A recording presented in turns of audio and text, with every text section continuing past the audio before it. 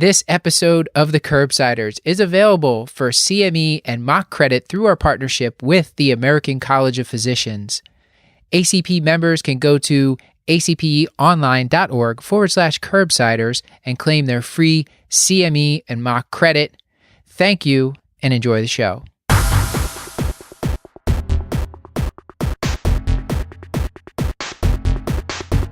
Curbsiders podcast is for entertainment, education, and information purposes only, and the topics discussed should not be used solely to diagnose, treat, cure, or prevent any diseases or conditions. Furthermore, the views and statements expressed on this podcast are solely those of the host and should not be interpreted to reflect official policy or position of any entity aside from possibly Cash Like Moral Hospital and affiliate outreach programs. If indeed there are any, in fact, there are none. Pretty much, we aren't responsible if you screw up. You should always do your own homework and let us know when we're wrong.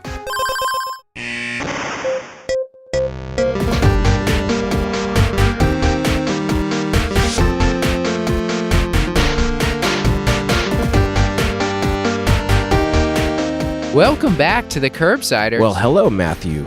Hi, Stuart. This is weird. I'm in the same room as you recording again, which weird. Hasn't happened for quite a while. Yeah, I'm a little shy.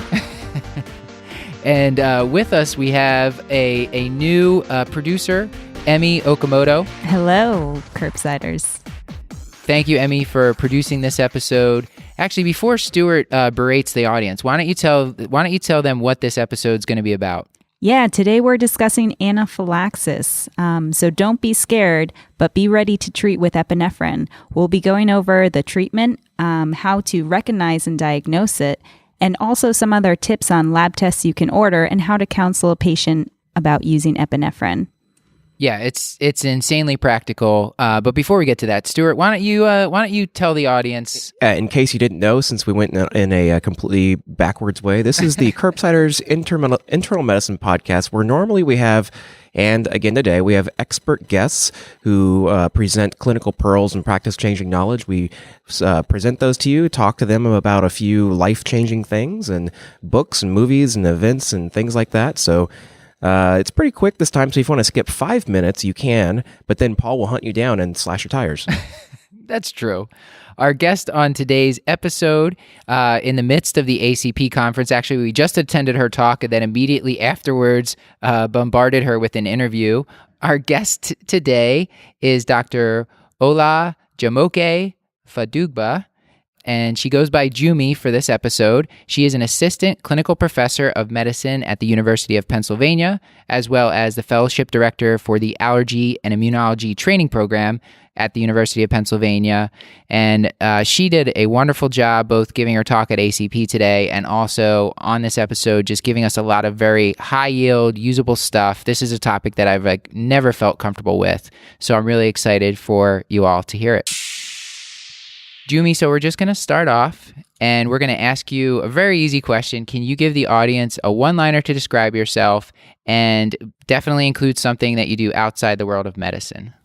I am a wife and a mother of 2 children. I have a 4.5-year-old son and a 18-month-old girl who definitely keep me busy, but I do sort of try and keep up with my loves of music and reading novels. And when I can, I kind of tell people when they ask me where I'm from that I'm really from everywhere and nowhere at the same time, because I really have grown up all over. So, yeah. Well, okay. I know I said we weren't going to get this, but can you just give us maybe a quick book recommendation? What's something good that either you love all the from long term or just something recent that comes to mind? So let's see. Trying to think. There's so many. How about a movie? How about movies? I'm not so good with. I can do book. I can do book. What book are you reading now? Oh gosh. So I'm reading a kind of like a light novel called Eleanor Oliphant is Completely Fine. Okay. It is by someone called, I think, Gail Honeyman. It's a British set in England, but it's really funny book. And the actual the person who's speaking, in first person, I think, is a stalker. And as I'm reading, I'm realizing that It's a very quirky book, but it's good. It's a good read. But I read all kinds of genres and oftentimes mystery. So this is a bit of a deviation. It was based on a book recommendation on Reese Witherspoon's book club.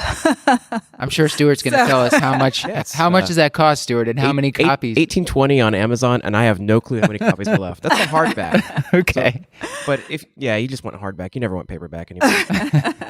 Or you can go to Kindle, right? Jumi, the next question we have to ask you, since we know that you're involved in fellowship training, what is your favorite bit of advice that you might give to fellows or trainees? So, in fellowship, it's sort of like the last leg of the race. And it's very short, given the fact that afterwards you're on your own and you're now the expert. So in the 2 years that they're doing their fellowship, our fellowship is 2 years, I tell them, look, this is the time when you get to ask questions and never feel like you're dumb, because you have a small amount of time to get as much of it in as possible. I tell them as well to sort of learn how to figure out what it is that they want in their career, so that when they start, they kind of feel like they have some sort of authority or power to kind of say yes to some things and say no to some things. It takes a lot of practice. So I get them to start practicing while they're in fellowship. I feel like saying no is the harder part to teach, right? It is very difficult. I get so used to being told what to do and things like that. So oftentimes I'll sort of forward opportunities to them left, right, and center. And, they can say, no, I'm not interested in this particular one, but I really want to do this particular one. And so I think that's a great way. And it kind of helps them to figure out what it is they are interested in and what they're not as well. So, yeah. That's good advice. We've talked about this sort of thing on the show before, and we have some probably future episodes talking about more like that transition when you're moving into your career, like how do you set up your job and figure out what you want to do. Yeah. It's one of my favorite topics to talk about. Yeah. But we have limited time with you, so we're going to go into the anaphylaxis and we're going to very briefly touch on angioedema, but mostly this is going to be about anaphylaxis. Stuart, did you want to read the case? I was going to let Emmy read it. Great. So we have Miss Willow Pollen. She's a healthy 22-year-old female with no past allergies who presents to the emergency room after a family picnic where she ate multiple foods, felt itching around her mouth, and after 5 minutes started profusely vomiting. She arrives to the hospital 15 minutes later, her vitals of a blood pressure of 100/60, heart rate 95, afebrile with a normal oxygen saturation. Her exam is notable for diffuse abdominal discomfort, and she is vomiting bile. Her skin and lung exams are normal. Okay, so we know this is going to be anaphylaxis, but I guess the question is, based on the case we gave you, we know it's anaphylaxis just because we're doing a talk on anaphylaxis, but in real world, like how do you actually recognize anaphylaxis and diagnosis? So, a couple of important points. So her symptoms, right? 2 of them. She has mucocutaneous symptoms. She has itchy mouth. So we have sort of 1 point for like the skin / mucosa. And then 2, she has GI symptoms. She has profuse vomiting and abdominal discomfort. So she meets one of the diagnostic pathways or criteria that is put forth by the NIAID, the National Institute of Allergy and Immune Deficiency, and the Food Allergy and Anaphylaxis Network. So she meets that criteria, and then she had a possible exposure. She was eating at a picnic. Mm-hmm. So those 3 things, the 2 symptoms and the exposure together, really, if you just follow the quote unquote book, will sort of qualify as anaphylaxis, even if you're not used to seeing anaphylaxis. The pathophysiology of this, I think it's interesting to talk about. In your talk today, you were mentioning that there's the IgE mediated and the non-IgE mediated, which used to be called the anaphylactoid reaction. Mm-hmm. Can you talk a little bit about how they differ in pathophysiology, or is that even important for us to know? That's a great question. So IgE mediated anaphylaxis is what we classically think of when we think about an allergic reaction, where someone is exposed to an allergen. That's what we'd call an allergen, like peanuts or even pollen. And that sort of binds to IgE molecules in the body. And someone who is susceptible, they make peanut-specific IgE that then binds to mast cells. And the next time they eat peanut, or maybe the 100th time they eat peanut, that peanut then binds to the peanut-specific IgE that's already on the sensitized mast cell and causes the mast cell to be activated. It degranulates and releases histamine and other things that lead to allergic symptoms. So, people who have there are sort of non-IgE or non-immunologic reactions that still involve mast cell activation, but doesn't involve IgE at all, where either that agent like vancomycin or opioids or radiocontrast media trigger mast cells either directly binding to the mast cells or binding to other receptors on mast cells and causing it to degranulate that way. Let's go. Good. Sorry. I was going to say okay, one distinction is that with an allergic reaction, you need to have been sensitized first. So if you're having an IgE mediated reaction, you cannot have an allergic reaction the first time you're exposed to that thing, because remember, the pathway involves the initial exposure, right, and sensitization is the subsequent exposures that lead. So if somebody has an anaphylactic type of reaction the first time they're exposed to that agent, it's probably not IgE mediated. It's like it may be anaphylactoid. Right, because they didn't have time to make IgE yes, to they have didn't a have response. the opportunity to do that. Is that differentiation, is that clinically important at all? That's a very good question. And so oftentimes they will present similarly. So the end product is the same.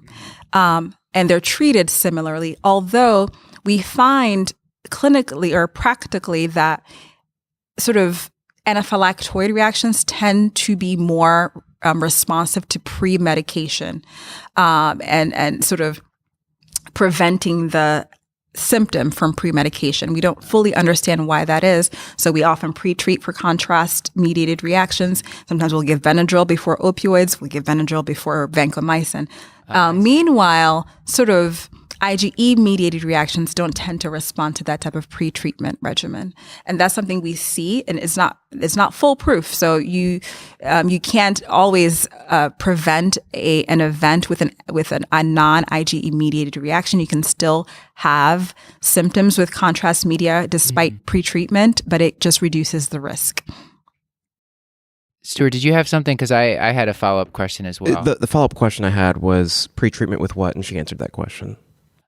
I was going to ask about the vancomycin, because I remember learning that it's not really a dangerous reaction. It's like a bothersome reaction. But if it's anaphylactoid, that some of those sound like they can be quite severe. That's why we've gotten away from the word. One of the reasons we've gotten away from the word anaphylactoid. It doesn't have to be anaphylaxis.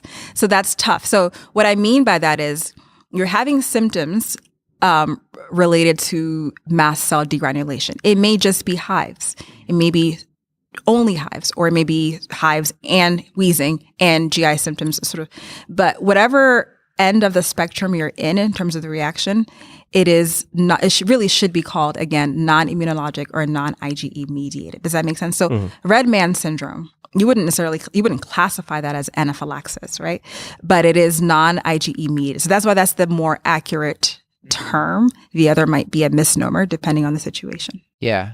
And then, like, if you're talking the two the non-IgE mediated ones we talked about, contrast induced, non-IgE mediated, those seem like some of them are really severe. And then with the vancomycin red man syndrome, that seems uncomfortable but not dangerous. Yeah. Or am I misjudging those? That's true. That's typically the case. Yes. Okay. Red man syndrome is typically mild.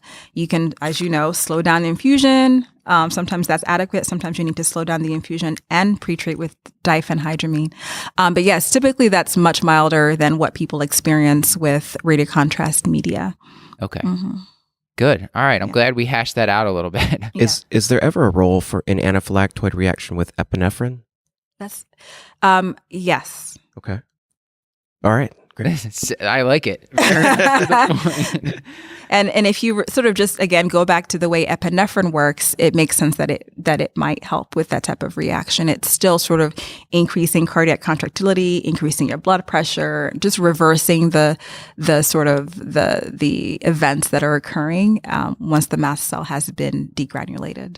Okay. Yeah. I want to talk a little bit about, we gave you one phenotype of an anaphylactic reaction. You mentioned there's a couple types in your talk. So what are some common sort of presentations of anaphylaxis that we might look out for? Yeah.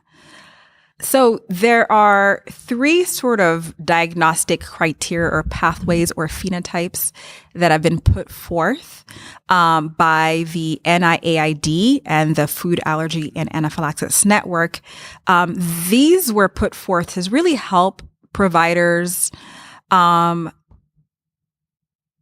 with their ability to diagnose anaphylaxis, because it can be really tough. It can be confusing. Yeah. There is a big variation in the way that I could present. So this tries to capture those different ways that anaphylaxis can present. And so one of these sort of diagnostic criteria or sort of phenotypes is a patient, the first one, a patient who has an acute onset of symptoms, typically within minutes to a few hours, that involves the skin and or mucosa. So mucocutaneous symptoms, that is itching, flushing, hives, angioedema. Okay, so that's one. And either respiratory symptoms or reduced blood pressure and its associated and organ manifestations. And when I say respiratory compromise, I'm talking about dyspnea, wheezing, bronchospasm, stridor, hypoxemia. And when I say reduced blood pressure and organ manifestation, I'm talking about dizziness, lightheadedness, shock, hypotension. And that seems to be the one that's kind of the more classic, like their skin findings, maybe GI stuff, but then they have like the cardiovascular symptoms, the hypotension. Is that? So I think that, people used to sort of use the term anaphylaxis, the terms anaphylaxis and anaphylactic shock interchangeably. Really, shock in anaphylaxis is sort of an end manifestation. Okay. It is not necessary. And so in making the diagnosis, and I wouldn't even call it classic. Hopefully we don't get to that point. Okay. And this is when people die from anaphylaxis, they usually die of shock. Yeah. And so it's really important to sort of, yes, that is one of the diagnostic criteria, but it is very much not necessary. So you're saying it's classic, if not recognized and treated, exactly. Which is the whole point of us talking to you. Yes. So hopefully we will have less of that. If untreated, they will get shocked. So treat. Okay. Yeah. And not everybody with anaphylaxis will proceed. Will proceed, of course, to developing shock. Right. And the reason you're treating is not because they'll get shock if you don't. Many times they won't. They will, your own sort of endogenous compensatory chemicals will kick in. Yeah. And a lot of times there will be self-resolution. And but you cannot predict the course. Yeah. And that is precisely why you use epinephrine early. Is there any age, is there an age predictor? Say someone with an intact immune system who has a robust response is more likely to get shock? Or do you see any association with that?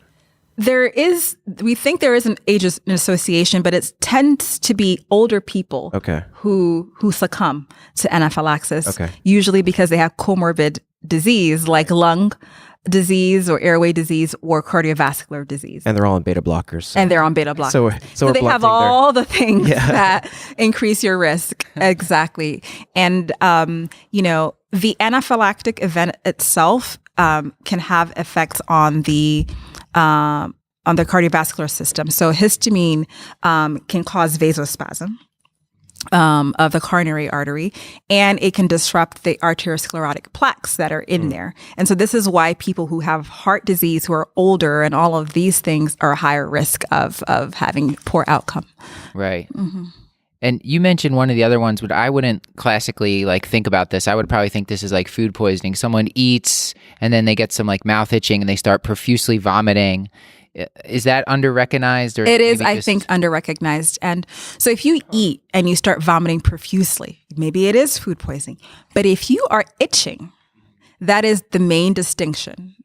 And that is what clues you in to an allergic rather than a toxic event. And so I think that's a really important distinction. And you wouldn't be able to make the distinction if there was no itching involved. Yeah.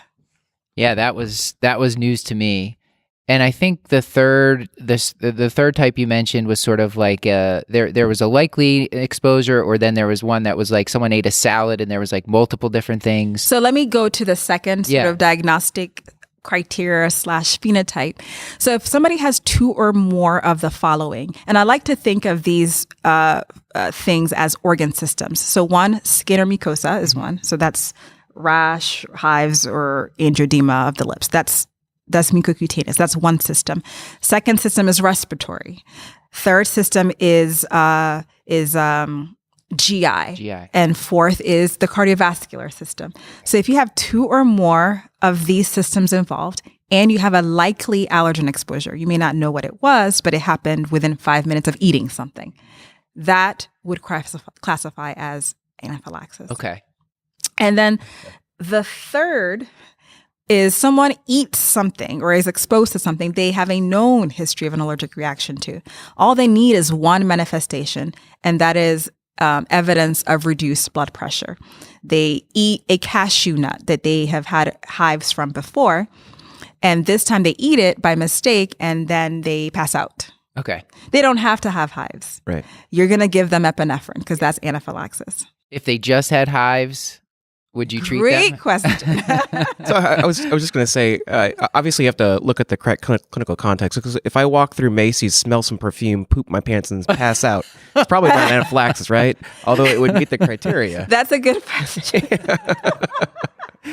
Well, I think you bring up a really good point, right? So clinical judgment is everything, right? The things aren't perfect. So yeah, these are supposed to help guide us, but that you have to use a clinical judgment. So let's say someone has a history of hives with cashew nuts. They eat cashew nut and they just have hives again. Maybe it's just hives. You don't need to give them epinephrine. If they have had an anaphylactic episode to cashew nuts before, a bad one, and then they eat cashew nuts the next time and they only have hives, you don't know for sure, but you would have a sort of they have a higher risk of developing anaphylaxis potentially, or at least you're more concerned about that. You don't necessarily need to wait for them to pass out. Okay. You might give them an EpiPen, especially with children. It's really important. So don't let them go into shock before you give it to them. Yeah. Got it. Okay. Especially if they've not gone into shock before. So we're kind of touching on this here. Can you just tell us, like, I know this was a question you got a lot after your talk today about sort of predicting the course and the biphasic reaction. Can you tell us what we do know about that and how do you handle it practically? So I'll talk about predicting severity first, and then I'll go into predicting biphasic reactions. Perfect. So as far as severity of anaphylaxis, that's a clinical sort of determination, how severe something is. We don't have a great classification. It's, if they passed out and they were hypotensive, that's severe. So, or if they had cardiac arrest, that's very severe. Okay. But anyway, there's no very good way of making that prediction. If it were, it would be much more simple for us. But we know that older people with cardiovascular disease, someone who's on a beta blocker, who has asthma, they have a higher risk of having severe anaphylaxis. So there are certain comorbid conditions that do help us sort of risk stratify. But you can't necessarily make the prediction based on past events or past episodes. So, in fact, a lot of the time, patients the few patients who die from anaphylaxis, and the case mortality rate of anaphylaxis is 0.001%. So most people don't die. Oh, that's good to know. Thankfully, of anaphylaxis, right? So why am I talking about all this? It's because it's not predictable. You don't want anybody to die. Mm-hmm. So it's very difficult to predict who is going to have a severe event. And so because of that, if somebody meets the criteria, you want to treat them early. Now, as far as biphasic reactions, so there was a study that was done within the past 5 years that basically looked at over 4,000 patients with anaphylaxis, and about 200 of them developed a biphasic event. So that's about 1 in 20, as I said, 5%. And in that study, the median time to onset of a biphasic reaction was 12 hours. Other studies have shown it to be around closer to 8 hours. The range is 1 to 72 hours. And so it's very difficult really to predict who will develop one. But in this particular study of over 4,000 patients, they found that patients who initially presented with a low blood pressure with unknown trigger were more likely to have a biphasic reaction. So the next question people often ask is how long to monitor patients given that information. You know, the average that people recommend is about 8 hours, right? But if you look at this particular study that came out recently, they're saying the median time was 12 hours. And so you then have to weigh the risk with against practicality. And there again, there's really no set number of hours to monitor someone. Yeah. The range is 0.2 to 72 hours. Yeah. That is insane. 72 hours, yeah. So I guess if it's So one could argue that maybe there's no point in monitoring at all. We're going to monitor you for the rest of your life. So, right, exactly. And most people are not going to be kept in the emergency room for 3 days. So, but I'm thinking like cognitively impaired or, socially disadvantaged, doesn't really have access or ability to follow through versus like, I don't know, Stuart. Stuart's reasonably capable of giving himself epinephrine as he looks off at his point, face. right? Yeah. Like if Stuart has an epinephrine and knows how to use it, and you can rely on him to use it if he has symptoms, and you really want to educate patients when you discharge them. Yeah. Then and you're comfortable, then fine. And I will just as an example, in the allergy clinic, we see people with anaphylaxis sometimes because we give allergy shots every day. That's right. And you guys are playing with fire. That's our job. And so, some people have episodes. We treat them with epi and we watch them for an hour and we send them home. And they almost always do just fine. And I might give them 1 or 2 doses of prednisone and they're okay. And so, we talk about observation. It makes us feel better to some extent. But the data is varied, right? You have some saying median of 12 hours, some saying 48 hours. And so some people will take the middle of that and monitor and send them home.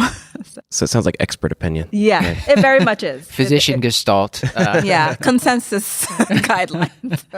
Okay, so we have maybe 10 minutes left. So I do want to ask you, how do you counsel a patient when you give them epinephrine? This is very practical to us and our audience. Like, what do you say to a patient when you're giving them epinephrine? How do they take it? What are the instructions? Okay. So I don't give patients sort of the 3 diagnostic criteria. They're not going to look at that. So the way I talk to them is I say, if you feel like you're going to die, you have an impending sense of doom, use your epinephrine, number 1. That's actually a symptom sometimes in people who are going to have, they actually have a tangible sort of this sense of impending doom. Sure. Okay. And then I also tell them, okay, if you have sort of 2 parts, that I use the 2 organ systems description. Like let's say your skin is involved and your GI tract is involved. Like you're having itching, you're having vomiting, use it. If you're having throat swelling and having trouble breathing, use it. And that's essentially, or if you can feel like you're going to pass out or you do pass out, use it. That's essentially covers everything. So that's the indication for epinephrine use. Then I have 2 or 3 epinephrine devices in my office, the different kinds that are out there on the market, and I show them how to use it. Okay. It takes me about 3 minutes. I tell them, put it in your outer thigh, through your clothing. You don't have to take off your pants or anything like that. And you put it in there, keep it in there. Some devices, you have to keep it in there for 10 seconds, some shorter. I just say 10 seconds because you can't go wrong with that. I like it. And then if you have an event that requires you to use epinephrine, you should be taken to the emergency room for further monitoring. Okay. Perfect. Putting it through the clothes, it's very practical. It's not like Unless Pulp it's like- Fiction where you stab the person in the Don't heart. put it through your wallet. So- Another thing I've had issues with my patients, when they've had to use their EpiPen, they put it in their thumb. Yeah, that's a good one. That's such a good one. And then their thumb is... And then what do they do then? So do they do it again? Do they inject themselves again or what? So if you do something like that, don't panic. You should have 2 epinephrines. And this actually is the second really important point. Okay. Epinephrine should always be dispensed as a twin pack. 2 of them. And the reason you have 2, the actual reason you have 2 is because you may have symptoms that don't go away and you can use a second dose within 5 to 15 minutes of the first. That's why you have 2 EpiPens, or if you have a biphasic episode Yes. or something like that, or if you put the first one through your thumb, you have the second one to use. Excellent. Yeah, so they should both be on your body. I'm glad we used part of our last 10 minutes for the thumb question, Stuart. You're But welcome. I do think you also had in your slides, I always had trouble remembering this, but you mentioned if you're giving an IM, it's a 1 to 1,000, which is more concentrated than the intravenous is a 1 to 10,000, Yes. which makes sense. Exactly. And the intravenous, of course, is going to require monitoring, and you can put that on Exactly. drip and everything. Exactly. That's right. Okay. If I don't ask you about this, we're going to get slaughtered by the audience. What about adjuvant medications, corticosteroids, antihistamines? I should give those first, right? And then maybe I can not give epinephrine? No. I'm joking, Not. audience. I know. So, no, if there's anything that I want people to take from this talk is that epinephrine is first line. It should not be replaced by antihistamines or corticosteroids. In practice, these are the antihistamines and corticosteroids are most commonly administered, even when someone has a diagnosis of anaphylaxis. There are various reasons why people don't give epinephrine. People are sort of trigger shy for various reasons, but it's really important to, from Stuart's suggesting that it's because they injected themselves. So, the patients, EMS, emergency room physicians, internists, everybody. So, epinephrine is really the only drug that can do what it does. It has so many beneficial actions. It reverses, it sort of stops mast cells from releasing more histamines. That's a big one. It increases blood pressure. It promotes bronchodilation, reduces mucosal edema. So it has all of these beneficial effects. And histamines really only act on histamine. And histamine only does a few things in anaphylaxis. Right. And corticosteroids, and the thing, both antihistamines and corticosteroids take too long to take effect. And that's actually a very important point. Epinephrine acts within seconds, and these other things take 30 minutes or in the case of corticosteroids, some hours. And so when someone dies from anaphylaxis, it usually occurs very quickly. For iatrogenic causes, within typically 5 minutes, I don't know, during anesthesia, or if you get a bee sting within 15 minutes. One study showed food within 30 minutes. So, you really need something that will act quickly and will act broadly. And I was going to say one more thing about corticosteroids. There have been 2 sort of large systematic reviews on the question on the role of corticosteroids in anaphylaxis. The conclusion is that there is no good role for corticosteroids in anaphylaxis. Someone's gonna have to have the guts to do a randomized controlled trial with no steroids. Yeah, and that's precisely the point. There are no randomized controlled trials. There probably won't be. There will never be, right? So kind of reading in between the lines, prioritize epinephrine. People will probably still continue to give antihistamines and steroids because it's fine. Sort of like... It's adjunctive therapy. It doesn't hurt. And antihistamines, they have their role, right? So they reduce itching and hives. They make a patient more comfortable. If the patient is having an anaphylactic episode, they won't, for example, relieve bronchospasm or increase the blood pressure and all of these things. Yeah. And just for clarity, when you say antihistamines, do you mean both H1 and H2? Mainly H1 blockers. H2 blockers do have some role, but not as much as H1 blockers. Okay, so I know we only have time.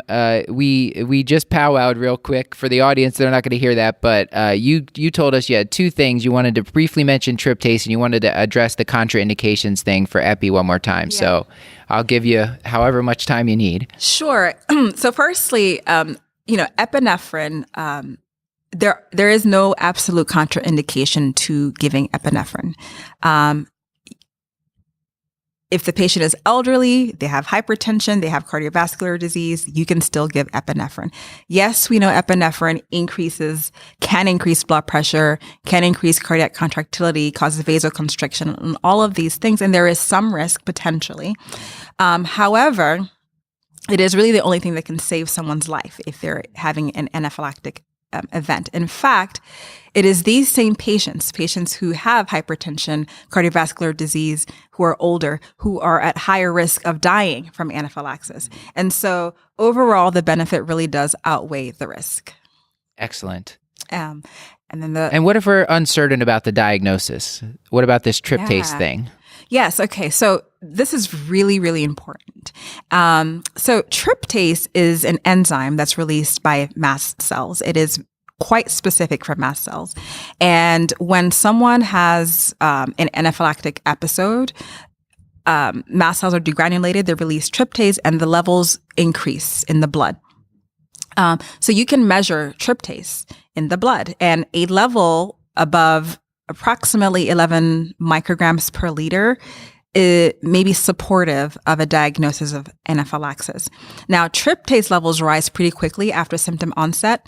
They peak around 90 minutes, and they're usually back down to normal within 5 to 8 hours. So the best time to get a tryptase level is within 1 to 3 hours of symptom onset. That time frame is really important. So if somebody is in the clinic or in the emergency room or urgent care center or in the OR, one wants to get that tryptase. I'm thinking back to times I was called to the PACU for a hypotensive patient after surgery, and I might have missed anaphylaxis. We are trying to spread the gospel at our hospital at Penn. A great time is during anesthesia. Someone has perioperative hypotension or bronchospasm, and you don't know if it's the anesthetic or if it's an allergic reaction to something. And so getting a tryptase during that acute event can be very helpful. And if it's anaphylaxis, sometimes it'll be up in the hundreds, and that can be very, very supportive. It's hard to tell otherwise. Mm-hmm. In that particular type of setting. I will say that a tryptase is not always elevated during anaphylaxis. So if somebody has a normal tryptase, it does not rule out anaphylaxis. And so the clinical scenario is really important. It's more likely to be high if it was a really severe episode and they were hypotensive, or if it was from a medication or from a bee sting. But those are sort of the pearls that people should take away. I love it. Well, I can't thank you enough. I know, unfortunately, you have to run. And maybe we'll have to do some more allergy immunology topics. It's a big hole in our show. We've done one other on food allergies, but it was very well received, and I imagine this one will be too. Yeah, thank you for having me. This is like a gospel I love to preach, so it's been great to be with you guys. Yeah, definitely. You will be preaching this to lots and lots of people.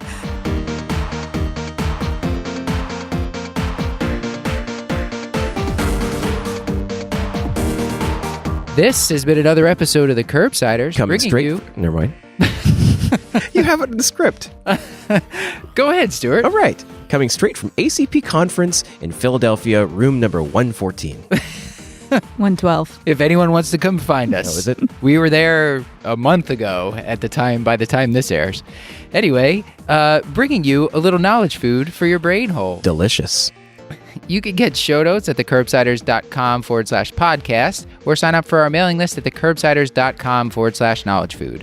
That's right. We're committed to providing you with high-value, practice-changing knowledge. And to do that, we need your feedback, Paul. So please subscribe, rate, and review the show on iTunes or contact Matt directly at thecurbsiders@gmail.com. A special thanks to our producer for this show, Emi Okamoto, and whoever ends up helping out with this episode. And to our social media team, Hannah R. Abrams on Twitter, Beth Garbatelli on Instagram, and Chris the Chewy Manchu on Facebook. Until next time, I just had a drink of water. I'm nauseous and dyspneic, so I probably have anaphylaxis. This is Stuart Kent Brigham. And I've been Dr. Matthew Frank Watto. And I'm Emi Elizabeth Okamoto. Thank you, and have a great day. With Epi. With Epi.